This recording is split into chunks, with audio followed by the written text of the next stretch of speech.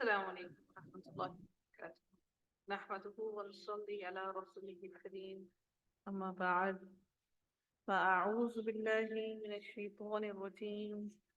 بسم الله الرحمن الرحيم. رب اشرح لي صدري ويسر لي أمري واحلل عقدة من لساني يفقهوا قولي. ربنا زدنا علما. اللهم فقهنا في الدين. آمين يا رب العالمين. آیت نمبر 26 رکوع نمبر 10 آغاز ہوتا ہے. اللہ تعالیٰ ارشاد فرماتے ہیں اس کی رکوع کی پہلی ہی آیت کے اندر بنی آدم کو کہا گیا، یعنی کہ ہم سب کی بات کی جا رہی ہے، کسی خاص مخلوق کی بات نہیں کی جا رہی، کسی خاص قوم کی بات نہیں کی جا رہی، کیونکہ ہم سارے کے سارے بنی آدم ہیں، آدم علیہ السلام کی اولاد میں سے ہیں، تو اس لیے ہم سب کی بات کی جا رہی ہے. آواز لو ہے. اچھا جی، اب ٹھیک ہے آواز؟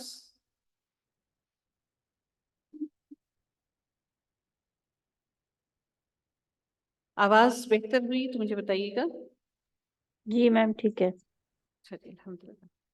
تو اللہ رب العزت ارشاد فرماتے ہیں اس آیت کے اندر کہ اے آدم علیہ السلام کی اولاد، یا بنی آدم قد انزلنا علیکم لباسا یواری سوآتکم وریشا. اللہ تعالیٰ ارشاد فرماتے ہیں اس آیت کے اندر بڑی اہم بات کہ اے بنی آدم، ہم نے تمہارے اوپر جو لباس ہم نے تم پر اتارا، تمہارے لیے ہم نے جو لباس پیدا کیا، جو تمہیں عطا کیا، وہ لباس اللہ تعالیٰ نے کیوں دیا؟ جو تمہاری شرمگاہوں کو بھی چھپاتا ہے اور تمہارے لیے زینت کا بھی سبب ہے. اور ہم لوگوں کو یہ بات اس آیت سے سمجھ لینی چاہیے کہ لباس وہ ہوتا ہے جو ہماری زینت کو چھپائے، یعنی کہ زینت بنے اور ہمارے جسم کو چھپائے. جسم کو چھپانے سے مقصد یہ ہے کہ ہمارا لباس ایسا ہرگز نہ ہو کہ ہمارے جسم کا ایک ایک حصہ الگ الگ واضح نظر آئے.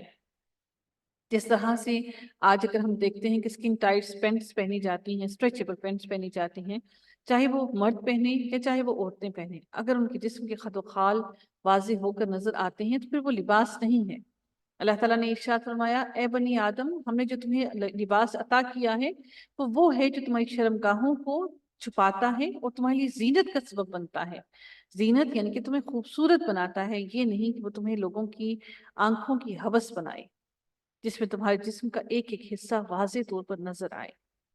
اللہ تعالیٰ اب ارشاد اگلی آیت میں اسی کے اگلے حصے میں ارشاد فرماتے ہیں کہ وَلِبَاسُ التَّقْوَى، اور تقوی کا لباس ذَلِكَ خیر، سب سے بہترین لباس ہے.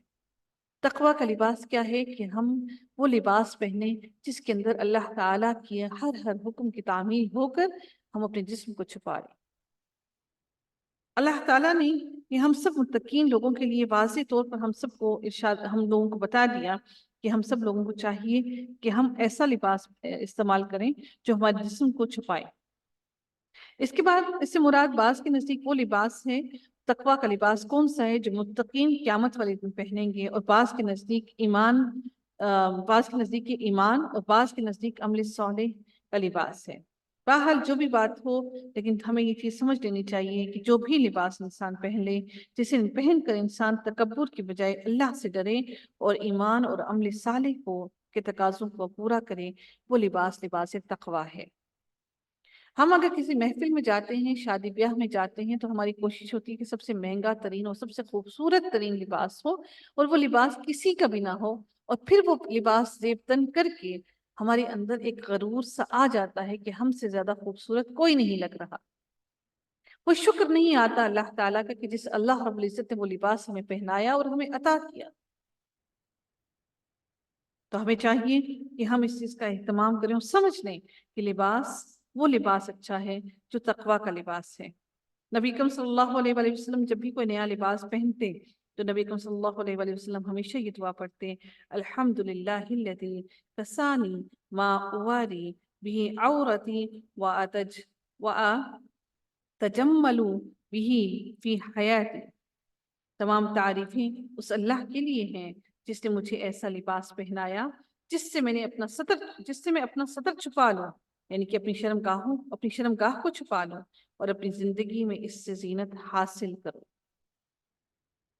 تو ہمیں اللہ سے یہ دعا لازمی کرنی چاہیے، اور یقین کیجئے پھر اللہ تعالیٰ خود ہی ہمارے دلوں میں ایسے لباس کے لیے نفرت ڈال دیں گے جو ہمارے جسم کو دوسروں کے سامنے اوپن کرے۔ اگلی آیت کے اندر اللہ رب العزت ارشاد فرماتے ہیں یا بنی آدم لا یفتننکم الشیطان کما اخرج ابویکم من الجنہ۔ اللہ رب العزت ارشاد فرماتے ہیں کہ اے اولاد آدم، شیطان تم کو کسی خرابی میں نہ ڈال دے، وہ تمہیں کسی فتنے میں نہ ڈال دے۔ لا یفتننکم، وہ تمہیں کسی فتنے میں نہ ڈال دے، بالکل ایسے ہی جیسا کہ اس نے تمہارے ماں باپ کو جنت سے باہر نکلوا دیا تھا، یعنی کہ حضرت آدم اور ان کی بیوی حضرت حوا علیہ السلام کو جنت سے نکلوا دیا تھا۔ اب اللہ تعالیٰ ارشاد فرماتے ہیں آگے اس کے اگلے حصے میں يَنزِعُ عَنْهُمَا لِبَاسَهُمَا لِيُرِيَهُمَا سَوْآتِهِمَا، اور اس نے سب سے پہلے ان کو جنت سے نکلوا دینے کے بعد اس نے کیا کیا، نکلوایا، اس نے سب سے پہلا کیا کیا کہ ایسی حالت میں کہ ان کا لباس بھی اس نے اتروا دیا تاکہ وہ ان کو ان کی شرمگاہیں دکھائے۔ اللہ تعالیٰ نے ان کو جنت میں جنت کا لباس پہنایا ہوا تھا کیونکہ ان سے کوئی گناہ سرزد نہیں ہوا تھا۔ جیسے ہی گناہ سرزد ہوا وہ لباس فوراً کا فوراً اتر گیا، کیونکہ وہ جنت کا لباس تھا، اور جنت کا لباس ظاہر ہے اللہ تعالیٰ کی جو حکم کی تعمیل کرے گا اللہ تعالیٰ اسی کو وہ جنت کا لباس پہنائیں گے۔ تو اللہ تعالیٰ واضح الفاظ میں ارشاد فرماتے ہیں کہ اس نے، شیطان نے تمہارے یعنی کہ تمہارے والدین کے ساتھ یہی کچھ کیا تھا، وہ تمہارے ساتھ بھی یہی کچھ کرنا چاہتا ہے۔ إِنَّهُ يَرَاكُمْ هُوَ وَقَبِيلُهُ مِنْ حَيْثُ لَا تَرَوْنَهُمْ۔ اللہ رب العزت ارشاد فرماتے ہیں کہ وہ اور اس کا لشکر تم کو ایسے تو اس طرح سے اس جگہ سے ایسی جگہوں سے دیکھتا ہے کہ تم ان کو نہیں دیکھتے۔ اس کا قبیلہ شیطان کا تمہیں ایسی جگہوں سے دیکھ رہا ہے جہاں سے تم نہیں دیکھتے۔ احادیث شریف میں آتا ہے کہ یہ جو شیطان ہیں یہ انسان کی شرمگاہوں سے کھیلتے ہیں۔ تو سوچئے کہ ہم کتنے بے بس ہیں، ہمیں اللہ تعالیٰ سے ہر وقت دعا کرنی چاہیے کہ اللہ رب العزت ہم سب کو شیطان سے محفوظ رکھے۔ اللہ رب العزت آگے ارشاد فرماتے ہیں اِنَّا جَعَلْنَا الشَّيَاطِينَ أَوْلِيَاءَ لِلَّذِينَ لَا يُؤْمِنُونَ۔ اللہ رب العزت ارشاد فرماتے ہیں کہ ہم نے شیطانوں کو انہی لوگوں کا دوست بنایا ہے جو ایمان نہیں لاتے۔ اس بات کی تعلیم ہمیں اپنی اولاد کو دینا بہت لازم ہے، ان الفاظ کو اپنی اولاد کو بتانا بہت لازم ہے کہ انسان کا شیطان کس طرح سے دشمن ہے، اور وہ سب سے پہلا کیا گناہ اور کیا غلط کام سرزد کروانا چاہتا ہے۔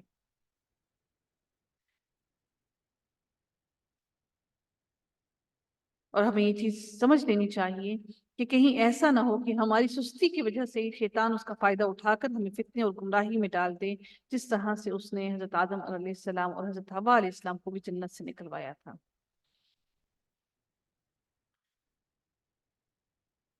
اگلی آیت میں دیکھتے ہیں اللہ تعالیٰ ارشاد فرماتے ہیں وَإِذَا فَعَلُوا فَاحِشَةً قَالُوا وَجَدْنَا عَلَيْهَا آبَاءَنَا وَاللَّهُ أَمَرَنَا بِهَا۔ اس آیت کے اندر اللہ تعالیٰ ارشاد فرماتے ہیں اور وہ لوگ جب کوئی فحش کام کرتے ہیں، اس سے مراد ان مشرکین مکہ کی بات کی جا رہی ہے جو طواف کعبہ کرتے تھے اور ننگے ہو کر کرتے تھے۔ ان کی حجت کیا ہوتی تھی، وہ کہتے تھے، کچھ وہ لوگ یہ کہتے تھے کہ ہماری ماؤں نے ہمیں ایسے ہی جنا ہے ننگے ہو کر، ہم ننگے ہی پیدا ہوئے ہیں تو ہم ننگے ہی طواف کریں گے، ہم اپنی قدرت پر، ہم اپنی نیچر پر جس نیچر پہ ہمیں پیدا کیا گیا ہم اسی نیچر پر ہم طواف کریں گے اور اللہ کی عبادت کریں گے۔ اور وہ اپنا لباس اسی لیے اتار دیا کرتے تھے، اور جو عورتیں ہوتی تھیں وہ صرف اپنی صرف شرمگاہ پر اپنی ایک چمڑے کا ٹکڑا سا یا کوئی چھوٹا سا کپڑا لٹکا لیا کرتی تھی۔ ایک تو یہ کہتے، دوسرے یہ کہتے کہ ہم اپنے آباء و اجداد کو ہم نے ایسا ہی پایا، قالوا وجدنا علیہا آباءنا، کہ ہم نے اپنے آباء و اجداد کو ایسے ہی ننگے طواف کرتے ہوئے پایا تو ہم بھی ایسے ہی کریں گے۔ اور کچھ یہ کہتے واللہ امرنا بہا، کہ اللہ تعالیٰ نے ہمیں ایسا حکم دیا ہے کہ ہم ننگے ہو کر طواف کریں۔ دیکھیں اللہ تعالیٰ نے کتنی کھول کر ایک ایک لفظ کو، ایک ایک آیت کو، ایک ایک بات کو قرآن مجید کے اندر واضح طور پر بیان کر دیا۔ اب اللہ تعالیٰ ارشاد فرماتے ہیں اگلی آیت کے اندر، اگلے حصے میں اس آیت کے، نبی کریم صلی اللہ علیہ وآلہ وسلم کو کہتے ہیں قل، کہہ دیجئے، ان اللہ، بے شک اللہ تعالیٰ، یأمر بالفحشاء، وہ تمہیں حکم نہیں دیتا بے حیائی کا، وہ تمہیں ہرگز تمہیں نہیں کہتا تم بے حیائی کرو۔ آتقولون علی اللہ ما لا تعلمون، کیا تم اللہ تعالیٰ پر وہ باتیں کرتے ہو جو تم خود نہیں جانتے؟ ایسا کیسے ممکن ہے کہ اللہ تعالیٰ تمہیں یہ کہے کہ تم کھلے عام بے حیائی اور فحشائی کو پھیلاؤ، فحاشی کو پھیلاؤ؟ اللہ تعالیٰ ارشاد فرماتے ہیں قل امر ربی بالقسط، اللہ تعالیٰ ارشاد فرماتے ہیں نبی کریم صلی اللہ علیہ وسلم آپ ان کو کہہ دیجئے کہ میرے رب نے حکم دیا ہے کہ تم انصاف کرو۔ انصاف سے مراد کیا ہے؟ بعض کے نزدیک اس سے مراد لا الہ الا اللہ یعنی کہ توحید ہے، کہ اللہ تعالیٰ فرماتے ہیں کہ تم توحید پر رہو اور قائم رہو توحید پر۔ وَأَقِيمُوا وُجُوهَكُمْ عِنْدَ كُلِّ مَسْجِدٍ، کہ جب تم نماز پڑھنے لگو تو اپنا چہرہ جو ہے وہ اپنا چہرہ کا رخ جو ہے وہ سیدھا کر دو، اپنے چہرے کا رخ سیدھا کر دو۔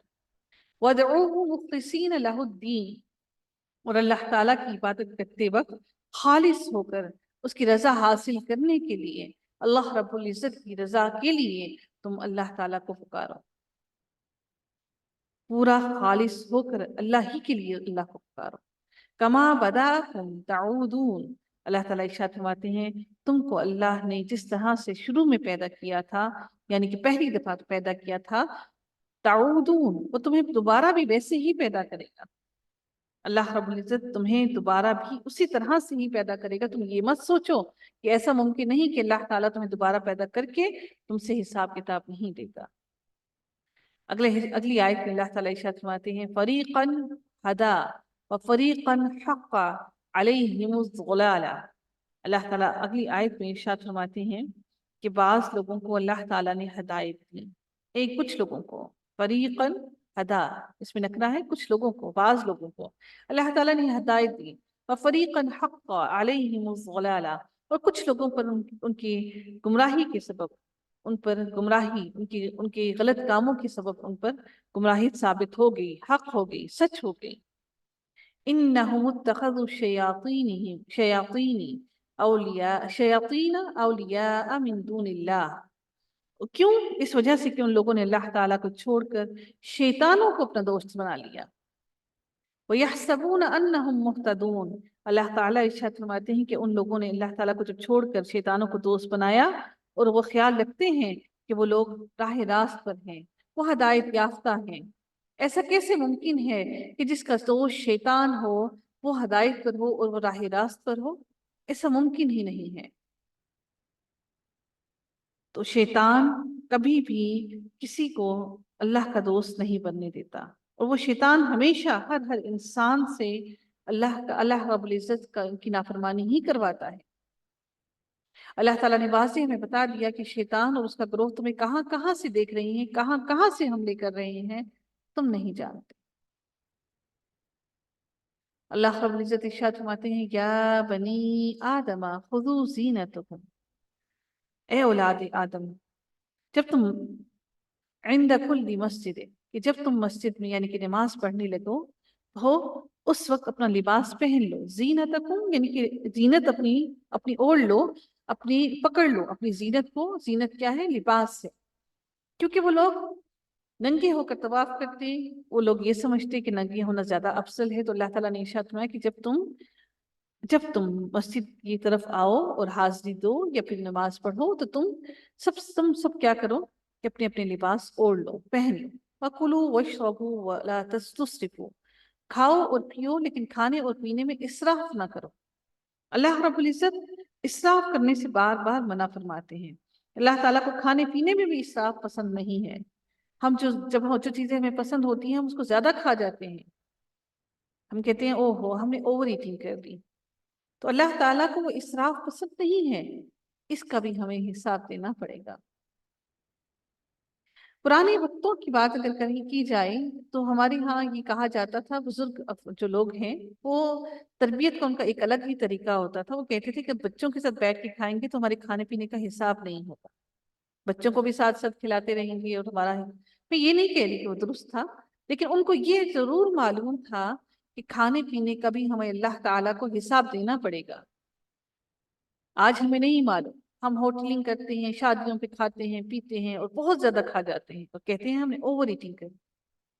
انہو لا یحب المسرفین، اللہ تعالیٰ اسراف کرنے والوں کو پسند نہیں کرتا، چاہے وہ کھانے میں ہی کیوں نہ ہو، آپ اپنے پیٹ میں ہی کیوں نہ ڈال رہے ہیں، باقی باتیں تو بات کی آتی ہیں، زیب تن جو کیا وہ تو بات کی بات ہے، کھانے میں بھی اللہ کو اسراف پسند نہیں ہے، باقی چیزوں کا ہم کیسے جواب دیں؟ وآخر دعوانا ان الحمد للہ رب العالمین، صلی اللہ تعالی علی خیر خلقہ اجمعین برحمتک یا ارحم الراحمین۔